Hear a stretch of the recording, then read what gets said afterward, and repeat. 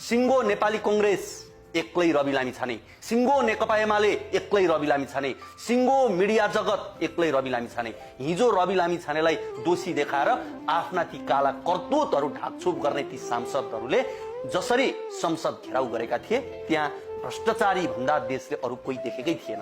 एउटालाई रवि गए गगन प्रधानमन्त्री बन्छन् कि भन्ने थियो, अर्कोलाई रवि गए देउवा फेरि प्रधानमन्त्री बन्छन् कि भन्ने थियो, अर्कोलाई रवि गए माधव फेरि प्रधानमन्त्री बन्छन् कि भन्ने थियो, अर्कोलाई रविलाई गाली गरेर आफू शिक्षित बौद्धिक देखिनु थियो, केही पत्रकारलाई त रवि गए आफ्नो जलन र इक मेट्नु थियो। देशभरमा 100 भन्दा बढी सहकारीहरू डुबेका छन्, ती मध्ये 2-3 वटामा सञ्चालक जीवी राई हुन्। चाखलाग्दो कुरा त ती राई पनि पूर्व कांग्रेस कार्यकर्ता नै हुन्। बाँकी 98 वटा सहकारीका सञ्चालक पनि कांग्रेस र एमाले कार्यकर्ता नै हुन्।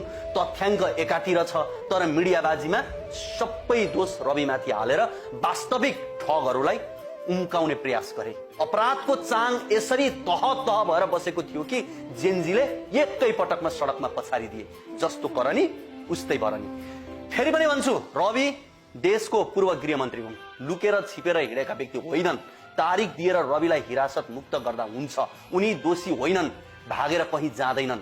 रवि विरुद्ध दुर्भावना वा बदला मात्र देखिन्छ। सहकारीको 80 अर्ब खानेहरू ठूला माछा कहाँ छन्? तर राज्यले यो गणतन्त्र लोकतन्त्र भएको मुलुकमा एक नेतालाई यो सम्मको अत्याचार गर्यो। पञ्चायतमा यस्तै हुन्थ्यो। विगतको सरकारले गरेको कमजोरी यो सरकारले चाँडै सच्याओस्।